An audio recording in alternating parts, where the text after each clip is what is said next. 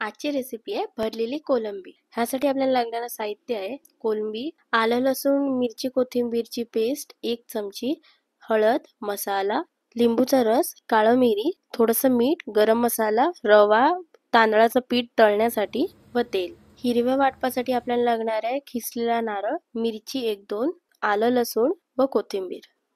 चला तर रेसिपीला सुरुवात करूया। सर्वात आधी कोलंबीचं साल काढून ती मधून चिरून त्यातील जो काळा धागा आहे तो आपण काढून टाकूया व हे स्वच्छ धुवून घेऊ।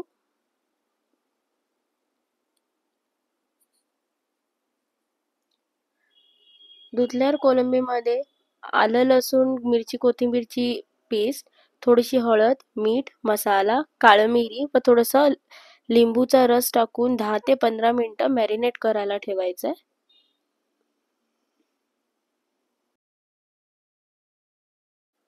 कोलंबीच्या मध्ये भरण्यासाठी जो हिरवा मसाला आहे तो आता आपण बनवूया। त्यासाठी मिक्सरच्या भांड्यामध्ये आलं लसूण मिरची, थोडासा नारळ, कोथिंबीर हे आपण वाटून घेऊया। हे एका बाउलमध्ये काढून त्यात हळद, मीठ, काळं मिरी, गरम मसाला हे सर्व टाकून आपण मिक्स करून घेऊया। आता कोलंबीमध्ये जे आपण चीर एक पाडलेली त्याच्यामध्ये हिरवं वाटण भरून चांगल्या प्रकारे भरून घ्यायचं आहे। कोटिंगसाठी आपल्याला रवा, तांदळाचं पीठ व थोडंसं मिरची पूड हे सर्व मिक्स करून घ्यायचं आहे। आता या रव्यामध्ये भरलेल्या कोलंब्या घेऊन दोन्ही बाजूने हा रवा लावून घ्यायचा आहे।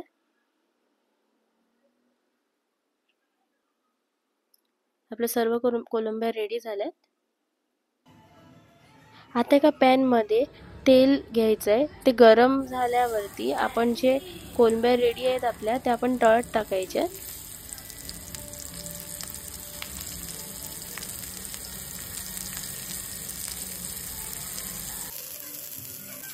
ह्या कोलंब्या आपल्याला दोन्ही बाजूने लाल होईपर्यंत फ्राय करून घ्यायच्यात।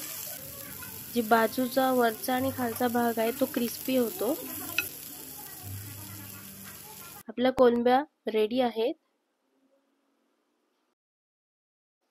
कमेंट करून सांगा ही रेसिपी कशी वाटली।